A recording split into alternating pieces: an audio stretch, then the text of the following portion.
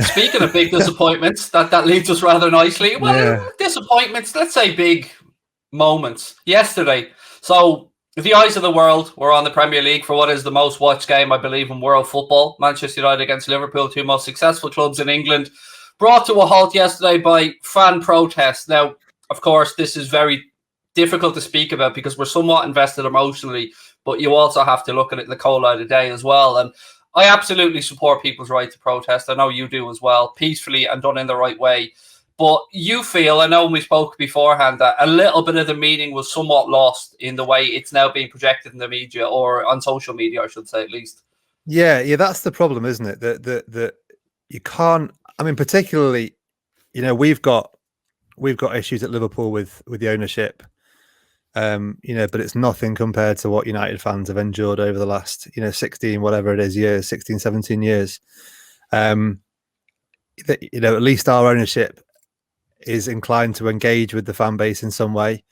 At least we see, even a fake, whether you think it's fake or not, at least we see an, effort at compassion and empathy and a desire to at least take fans' opinions into consideration.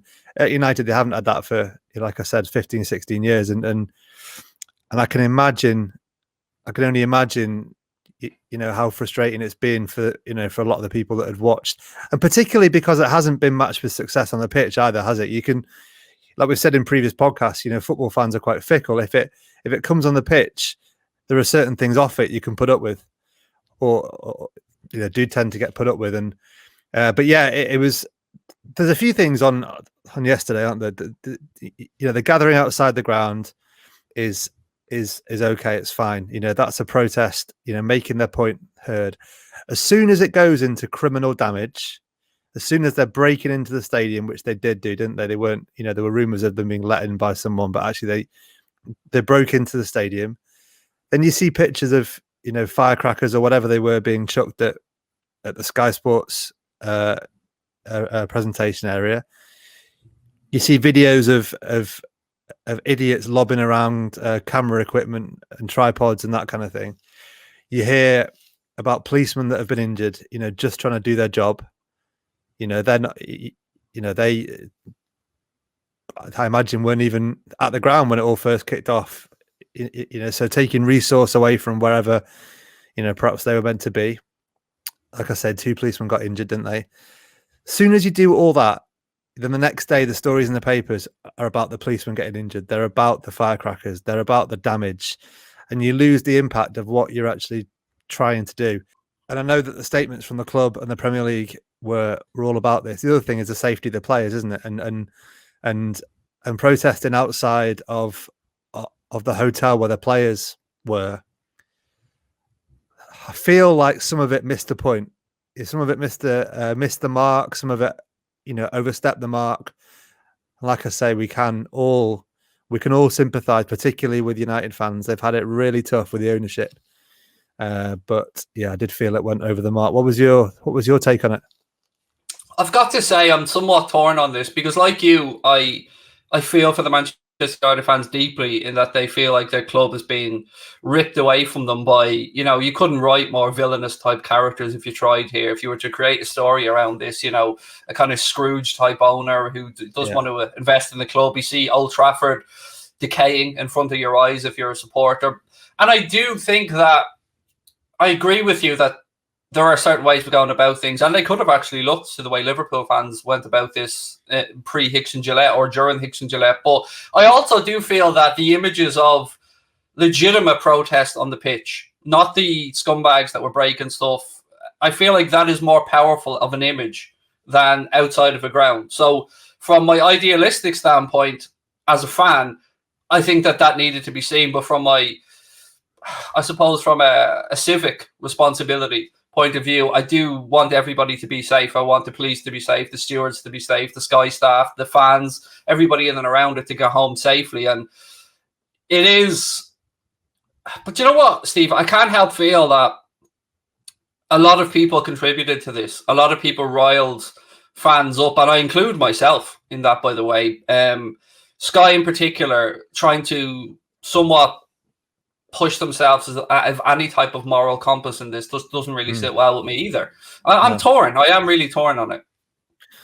It's difficult, isn't it? I was reading today that, you know, there's some like murmurs about United getting docked points and things, and that would seem, you know, as much as, you know, we don't wish them any well on the pitch. Obviously, with my kind of more sensible hat on, it would seem odd, given the fact that the Premier League and Sky, like you say, have been jacking this up over the last couple of weeks with some, you know, some pretty emotive stuff. Gary Neville's been, you know, been big on energizing fans, hasn't he, on Sky, and you know, no one's kind of, you know, no one said, you know, get out there and cause damage or cause a fuss and you know, break stuff or break into stadiums and disrupt matches and stuff. But there has been a feeling that fans, you know, were being energized a little bit to kind of fight back, you know, fight back against what's happening. And I guess this is the product of that. When you know, I wouldn't imagine that the organisers of the protest yesterday were thinking of disrupting the game. I wouldn't imagine that was their objective, to cause the game to be postponed. But then, like we say, there was something like 1,000 outside the ground, weren't there? And a couple of hundred got inside. Probably the more extreme, you know, element of the protest. I understand what you're saying about the image of them being in the ground. I just think that when that involves, you know, criminal damage and actually, it's very difficult to justify in my mind. I will say though, I think that the steward or whoever it was that not got out of the way, because that's not the phrase I'm looking for, but decided in the heat of the moment that the best thing to do was allow a crowd that was pushing its way forward to go through. I support that, because the last thing anybody wanted there was more injury. So I have to say on that one, it was a case of assessing the situation and it being the least likely to cause any harm. So I get where that side came from as well. I do understand that. Although that wasn't what the club would have wanted in the heat of the moment, right there, that split second was probably the most sensible thing to do. Impossible situation for the stewards, wasn't it? I mean, you've got 200 very angry supporters breaking their way into the stadium. What do you do? I mean, even if there were 10, 20, 30, 40, 50 stewards, do you block them, fight back? You know, you escalate it into something that was going to get violent. It was a really difficult situation for, you know, for the staff inside the ground, for the staff outside the ground, for the police, you know, for anybody working. And, you know, I had mates at the ground yesterday, you know, for the BBC who, you know, said it was a really difficult, you know, quite frightening situation at one point. So yeah, like I said, I totally sympathize with the reasoning behind wanting to protest. I probably err on the side of it went a bit over the top. I'm trying to compartmentalize my feelings and different things, because we've got our owners that we want to deal with as a football club and as a fan base. United have theirs, obviously Arsenal with the Cronkies as well. Then we've got the whole stuff around the Super League formation and what may happen with the Premier League and this new charter that they're trying to bring out. But then I've got this inbuilt fan, that revolutionary side of me that wants to just see things torn down and some justice for football being taken away from us. But we all sold our souls a long time ago. We all sold our souls when the Premier League came on board. And I was doing some research into this, and I didn't realize that I think that the Premier, or the first division of the Football League, was a closed shop at one point anyway. You had to be voted into it. You had to be allowed. You had to be voted to join it. I think it was right up until the 70s or something. I was reading something on it earlier on, and like, it wasn't. We have this, I suppose, when you look back at something, you've got 20/20 vision in hindsight. You look back and you think everything was rosy, but football clubs were still struggling financially before the Premier League. There was still a greater gap between those that have and those that have not. So there was never this utopian system, this utopian egalitarian system where everybody was like equal. It was never the case. So I'm struggling in my head. I'm wrestling back and forth, trying to figure out what the best way to move forward is. But even if you go back, you know, even further than, you know, the formation of the Premier League and into the 60s and 70s, we've always had haves and have-nots. You know, I mean, you just have to like look at the lifestyle that someone like Georgie Best, would have lived, and that was, largely because he was getting paid a lot of money for the time. Wouldn't be a lot of money now, but for the time, getting paid a lot of money, and so I mean, we have the sort of disconnect is probably a more recent thing, but it's like you say, it's certainly not anything new that football, that we've had haves and have-nots, we've had the rich and the poor, we've had the rich wanting to get richer as well. That's, like we've said on previous podcasts, that's the very essence of the Premier League, wasn't it? That's why it came about, and it's what's kind of driven every bit of negotiating, every step along the, every year they've negotiated TV rights and things, and that's kind of where we got to with this. I don't know if I'd call it like the next logical step, but it certainly was, wasn't completely out of the blue. It wasn't, like you said, and we've said before, we're all complicit to a degree because we've all enjoyed this wonderful product. Well, product is an awful word, isn't it? But the Premier League, we've enjoyed it growing, have enjoyed it becoming the best, richest league in the world. Have enjoyed it being exported all over the world. And the reason it gets exported all over the world, and the reason that it gets so much money in, is because United play Liverpool, and United play City, and Liverpool play City, and Liverpool play, Arsenal.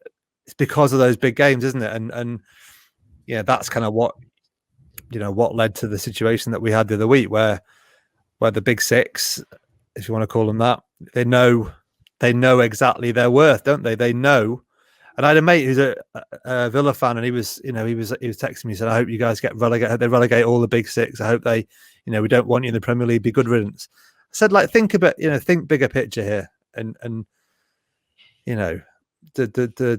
that's why I'm inclined to think I'd be surprised if the punishments were too heavy for them, because they know the cards they've got, don't they? The Premier League know how important those teams are, those clubs are, in their negotiations every year when it comes to selling the Premier League to India or to China or to America.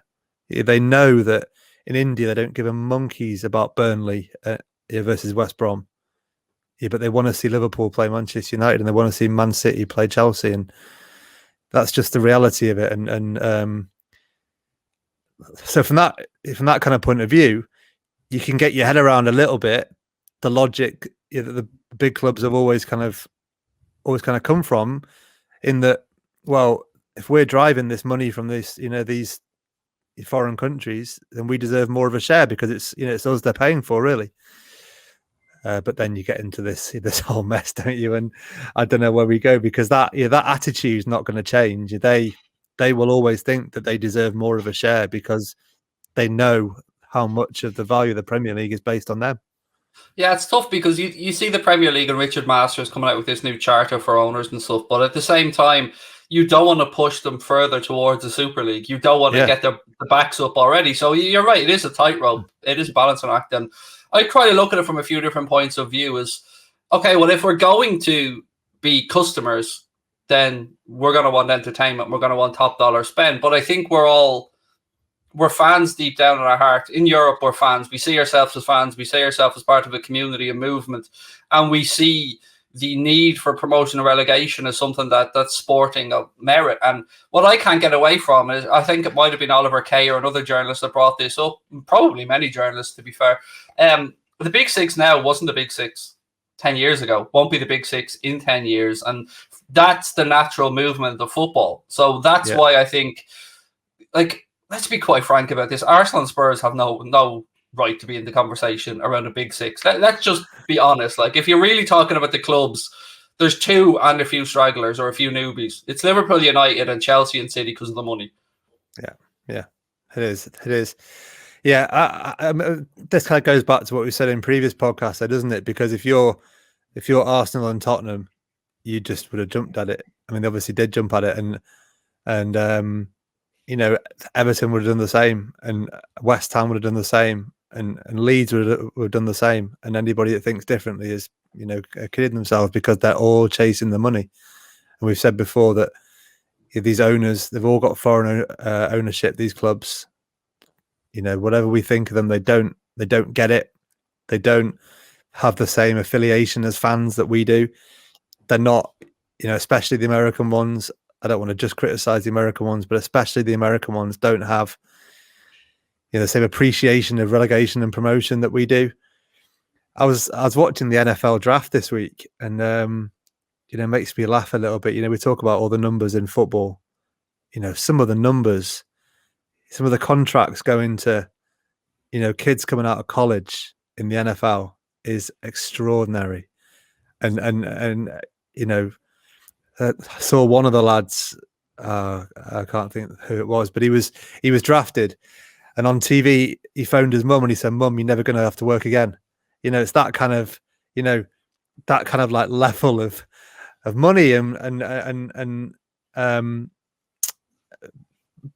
I don't really know kind of what the answer is, because we've said in previous weeks, I know, Jack would be fighting me on this one. He loves that, innocence of the working class game and what have you. But I don't know how we get back to that, if it's even possible to get back to that. We've come so far, past that point, that I struggle to see how this is going to get resolved. Because like I said, the owners of those 6 teams know the value of those clubs. They know the value of the clubs in the TV negotiations. They know how important they are to the future of the Premier League. So to a degree, even though this idea has gone by the wayside, they still kind of hold the cards a little bit, don't they? Yeah, I was reading earlier this afternoon. Again, I bring up Oliver Kay, but I was reading a piece of his in The Athletic, and he was talking about how behind the scenes, John W. Henry and the Glazers are actually very close at boardroom level. They communicate rather a lot, and I find it hard to believe that they weren't, along with Florentino Perez, 2 of the very steering hands on this Super League model. And therein again lies the cultural difference, because what I can't get my head around is, I can understand the greed. I get the greed. I get money, wanting more money. I understand all of that, but I just can't get my head around the bad PR. I just can't get my head around how mad, isn't it? people with that much money, so powerful, that employ the people they do, could not see what was going to come. It's mad. We said this in the pod last week, didn't we? I do a lot of work in PR, and I know a lot of people that kind of make a living out of what they call crisis communications, and it isn't even, a lot of it is just kind of looking ahead and seeing, right, if we do this, what are going to be the problems, or what might be the problem? What's the worst outcome? Right? How can we mitigate that? How can we get around it? What can we do to? I just, it just completely baffled me that they made the announcement, like put the hard hats on, and headed for the bunker. There wasn't any, big interviews saying this is why we. Because I wouldn't have pulled everybody around, would it? But there would have been some people who. You wouldn't have had the level of reaction if they'd have been more, if you'd have got any sort of feeling from the clubs that they were confident in the reasons that they were doing it for, or if that they, or if they, maybe they weren't, maybe they thought about it and they thought, look, we're going to do it, but we know we're going to get stick. So just say we're going to do it, and the stick will die down after a few weeks, and then we'll crack on. I don't know. The whole thing was just very, very, very bizarre, and the fact that to a degree it came out the blue, even though it didn't in terms of the longer picture. But a week and a half ago, we didn't even know this thing, or 2 weeks ago, we didn't even know this was even a thing, did we? And now it's the thing we talk about the most. So, yeah, I was saying to one of the guys up here, one of the Northwest journalists the other day, I saw him at something, and he was saying, "Oh, we're doing this, we're doing that." And I said, honestly, I'd be happy if we never spoke about it again. It's just, let's just. I know there are bigger issues, but let's just. And this is also Liverpool fan talking and not wanting any punishment, but let's just put that down to a really, really, really terrible decision, a terrible idea, and try and move forward. What hurts me through all of this is throughout the last 18 months where we've all gone through something that in our lifetimes we haven't experienced before, being locked up in our homes and worrying about your family, your loved ones, your friends, and sport played a big part of all this. I hate to see the one thing that we hold so dear and we love so much and that brings us so much joy used in a divisive way, because we've had so much division over the last 18 months, and we've seen, whether you're of a political mind or not, we've just seen, a divide between people, and sport's the thing that brings us together. So I think that's why this may have provoked so much emotion from everybody, and putting down all our tribal differences. It's just, look, we all have our own vested interests. Let's be honest about it. We will deal with our owners in our way. United will deal with their owners in their way. But in the overall picture, we do have to try and come together to form some type of collective movement. But I just don't like the divisive nature of it all, mate. I've had enough. Yeah. Isn't it? Do you know what I'm finding sad? And this is kind of going back, taking into account COVID and all of this, European Super League. Maybe it's a Liverpool thing as well, because the season's been such a washout. I was chatting to a mate the other day, and he was at the Liverpool season ticket holder, had been to he's early 40s, been to every game for 30 years, and both of us just said, isn't it just really sad that we just don't, I've never seen such a lack of build up for that game on Sunday. There's just a bit of a lack of interest in there now. I don't know if that's everybody with COVID, or if it's just Liverpool fans because we've had such a bad season. But it's just, I go back to a year, whatever it was, a couple of years ago, beating Barcelona, that game, and the the difference between how much football meant then and how much it means now is just chalk and cheese, isn't it? It just, like, I don't know what the reason. Maybe when crowds are back in, we'll all kick back into gear and we'll all start loving it again. And but it just feels like with one thing or another, everyone's just falling out of love a little bit with what's going on the pitch.